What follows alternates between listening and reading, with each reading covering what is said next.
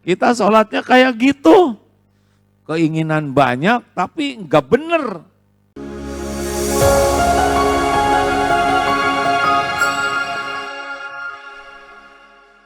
Kalau sukses, qad aflahal mu'minuna alladzina hum fi sholatihim khosyun. Ada yang sukses dengan sholat, ada yang jadi hina sengsara walaupun dia sholat. Satu, ciri khasnya orang yang sholatnya buruk, berat kalau mau sholat. Beban sholat itu. Allahu Akbar, Allahu Akbar. Udah adzan lagi. Baru juga duhur. Udah asar, cepet banget gitu. Kayak dendam gitu.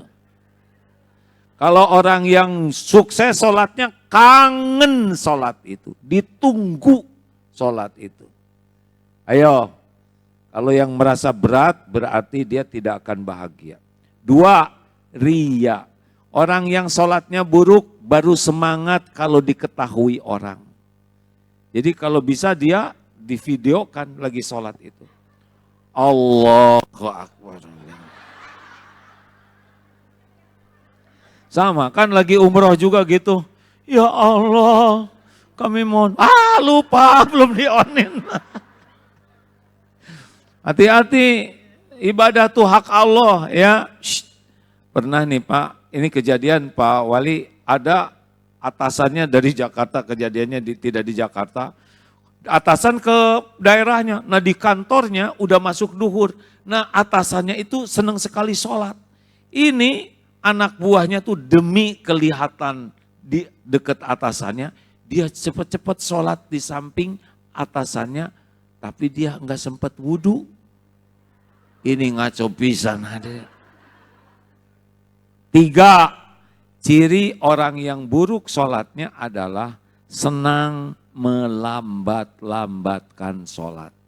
Ada aja alasan untuk tidak tepat waktu. Inilah belum kering, jemuran, masakan belum beres. Ini WA grup belum semuanya teman-teman saya balas. Ini saya lagi nunggu kiriman paket. Ada aja itu. Termasuk rapat-rapat. Apa? Mau gimana Indonesia ini dari dulu rapat juga tetap nggak beres. Dan yang membereskan mah Allah. Makanya amalan yang dicintai Allah, as-sholatu ala waqtiha. Sholat tepat pada waktunya. Orang yang menjaga sholat tepat waktu itu lebih tinggi dari birrul walidain loh Bu. Sholat tepat waktu, baru berbuat baik ke orang tua, baru al-jihadu fi sabilillah. Tinggi sekali rankingnya. Jangan suka melambat-lambatkan sholat, keburu mati. 4. Ciri orang yang sholatnya jelek adalah cepat sholatnya tuh gesit, tangkas, dan selesai dengan waktu yang sesingkat-singkatnya. Preambul. Allah akan amin. Udah belum Fatihahnya? Kayaknya udah. Dia juga udah ruku berarti udah kan? Allah akan subhanallah sami Allah.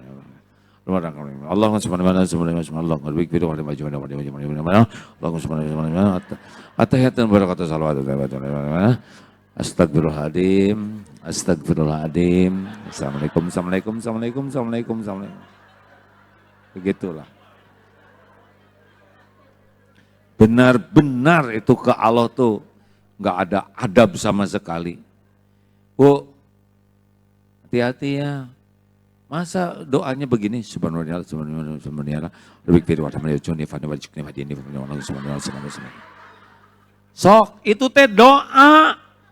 Rabbik firli, ampuni saya ya Allah, warhamni, sayangi saya, wajburni, cukupi ya Allah, warfa'ni, angkat derajat saya,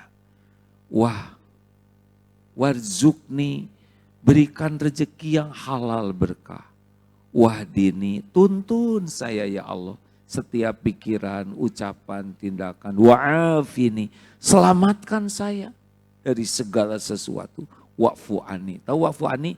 Maafkan saya, hapuskan semua jejak aib dan dosa saya. Itu paten sekali, kalau dikabulkan beres tuh hidup tuh. Tapi pasti itu paling banyak gagal. Karena cepat begitu, Ibu aja minta uang sama suami nggak pernah kayak gitu, sama minta duit saya buat itu Pak, buat beli kosmetik, buat pernah ibu minta ke suami kayak gitu buat cicilan. Itu aja yang ngelamar sama anak saya nggak ada Pak, mau nikah sama nggak ada, di kayak batal itu. Ayo, makanya yang selanjutnya adalah ciri orang yang sholatnya buruk itu cepat-cepat, tapi yang bagus namanya tumanina. Tenang sholat. Allahu Akbar. Bismillahirrahmanirrahim. Alhamdulillahi Rabbil Alamin. Nikmat sholat itu. Bisa kok kita khusyuk tuh. Ini coba Pak Wali Kota yang ngadep-ngadep Bapak. Pasti khusyuk ya kan? Pak Wali saya memerlukan itu IMB. Nggak ada yang ngomong nyam. Kita sholatnya kayak gitu. Keinginan banyak tapi nggak bener. Yang kelima, ciri orang yang sholatnya buruk adalah sedikit ingat Allahnya. Jadi justru sholat itu kesempatan. Apalagi kalau imamnya bacaannya panjang. Banyak tuh barang hilang ketemu. Allahu Akbar, itu di online tuh tas keren banget ya. Di pengajian belum ada yang punya, Allahu Akbar. Tapi harganya sami Allah. Tapi kan bisa dicicil katanya Allah. Tapi uang mukanya dari mana? Allah Akbar. Mungkin suami, enggak yang ini aja dijual ke temennya, Allah Akbar. Oh iya bener ya, Allah Akbar. Gembira aja selesai masalahnya. Begitu tuh di hadapan Allah tuh. Ibu, wa aqimis sholah lidzikri, dan dirikanlah sholat untuk mengingatku. Kalau kita ingat Allah, yang lain gampang. Demi Allah gampang. Semua urusan itu ada dalam kekuasaan Allah. Daripada ibu mikirin suami mau ngapain, dipikir juga nggak robah, benar? Disolatin suami itu. Maksudnya ibu sholat. Sama bapak, gemes ke istri, sholat aja. Ya Allah. Engkau tahu ya. Ditambah lagi kelihatannya berat ya Rob. Tolonglah diganti aja ya Rob. Akhlaknya, ini senang banget Bapak. Belum selesai ngomongnya Pak. Seperti yang ngarep-ngarep. Bu, Pak, udah ke Allah. Kita sedikit. Dan terakhir, ciri orang yang sholatnya jelek itu malas berjamaah. Padahal berjamaah itu 27 kali lipat, apalagi banyak. Saya senang tadi lihat di salah satu masjid di Al-Azhar tuh Pak, di Al-Azhar Asy-Syarif. Tadi pagi ke sana, sengaja keliling ke beberapa masjid. Itu satu saf itu 50, ada 4 saf, 200 itu. Walau itu orang-orang yang kaya-kaya di sana tuh. Dilihat dari parkirnya juga mobil bagus-bagus. Waktu kemarin di Sapporo, Jepang. Ada masjid Pak, itu pas ke sana -8, tapi serasa -14, jadi sangat dingin. Sedang hujan salju, tebal. Masya Allah, orang ke masjid Pak. Bahkan ada mu'alaf Jepang, itu sengaja jemput dulu ke orang-orang 5, dia jemput supaya bisa masjidnya makmur sama-sama. Pulangnya dianterin lagi. Begitu walaupun sedang badai salju ke masjid. Ayo jamaah, terutama lelaki. Lelaki yang jarang ke masjid, sebut lelaki apa? Hah? Lelaki solehah.